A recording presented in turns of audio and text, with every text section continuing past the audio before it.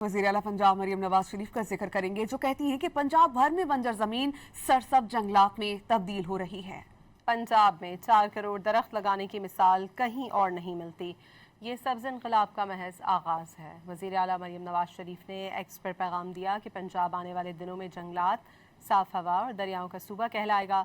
2 साला शजरकारी मुहिम सूबे की तारीख में माहौलियात की बेहतरी के लिए शानदार कामयाबी है। पंजाब के 54,000 एकड़ से ज़ायद रकबे पर 5 करोड़ से ज़ायद दरख्त लगाए गए हैं। मरियम नवाज ने लिखा कि पंजाब में जंगलात कटिंग एज टेक्नोलॉजी की वजह महफूज है।